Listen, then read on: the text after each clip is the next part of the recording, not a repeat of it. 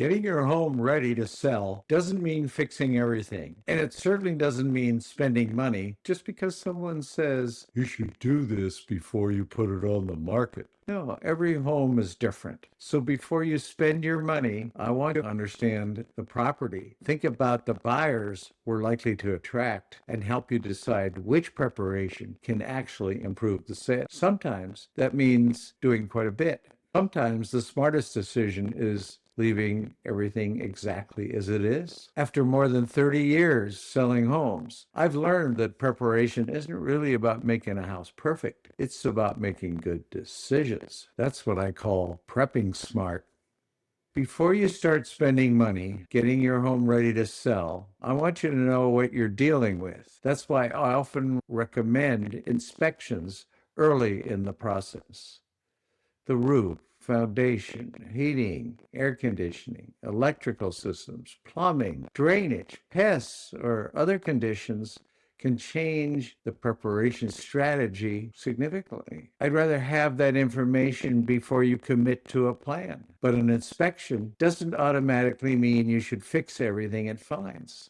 Quite the opposite. It gives you information. I can help you consider what makes sense to repair, what can be disclosed and left for the buyers, and whether something we've discovered should affect how the property is priced and presented. Knowing these things in advance can also reduce surprises after you're in contract, when buyer's inspections might otherwise give them reasons to renegotiate. So, before the painting starts or the countertops come out, let's understand the house. Prepping smart starts with knowing what you're preparing for.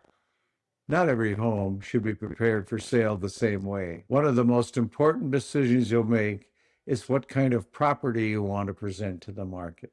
I think of it as a spectrum. At one end is the fixer, flipper opportunity.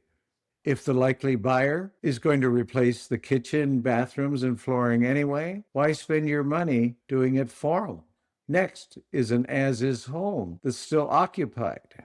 It can be decluttered, cleaned up, obvious distractions addressed, and presented honestly and attractively while you're still living there. And at the far end is what I call the gotta have it house. That's where preparation, presentation, and marketing come together so well that the right buyer doesn't just like the house, they don't want to lose it. Every home should not automatically be pushed towards that end of the spectrum. My job is to help you understand where your property fits right now, what it might take to move it further along the spectrum, and whether doing so makes financial sense to you.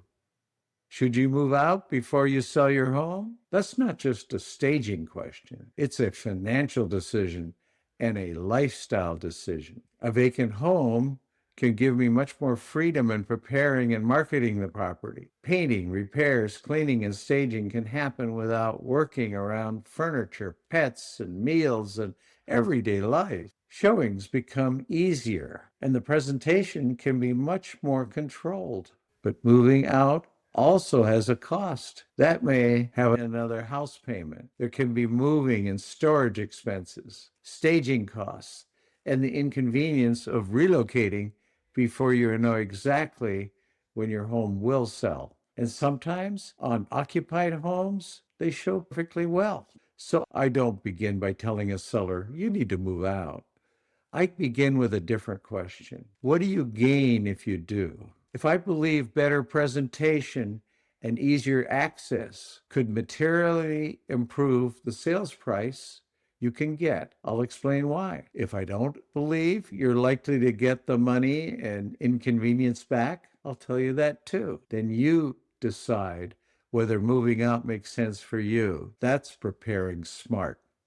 One of the easiest ways to waste money before selling your home is to start improving it without knowing when to stop. There's a big difference between cleaning, refreshing, and renovating. Cleaning is almost always worthwhile. Removing clutter, odors, dirty windows, and all those little things that helps buyers see the home instead of the distractions. Refreshing goes a step further. Maybe that's a touch-up, paint, improved lighting, replacing something obviously worn, or finally taking care of those little things, those little repairs you've learned to live with, but a buyer will notice immediately. Then there's renovating. Now we're talking about serious money. A new kitchen, a bathroom remodel, new flooring throughout, major improvements. And that's where I want you to be very careful. The question isn't whether a new kitchen would look better. Of course it would. The question is, will buyers give you back what you spent on it, and preferably more? Do remember,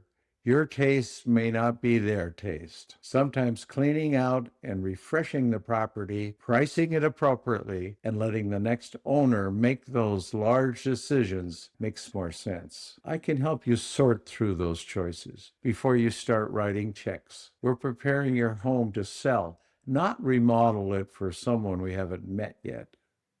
A buyer starts forming an opinion about your home before they ever walk through the front door, sometimes before they've even gotten out of the car. That's why curb appeal matters. It's not necessarily talking about extensive landscaping. I'm looking for the things that send the wrong message. Overgrown plants, peeling paint, a tired front door, dead landscaping, debris, or those little signs of deferred maintenance that you've stopped noticing because you see them every day. Individually, they may not seem terribly important. Together, they can make a buyer wonder, what else hasn't been taken care of? I'd rather have the opposite happen. I want buyers approaching your home already feeling that somebody cared about this property. That doesn't require perfection. It requires attention. The approach, the entry, and those first few moments should invite buyers further rather than give them reasons to hesitate or leave. Because by the time they open the front door,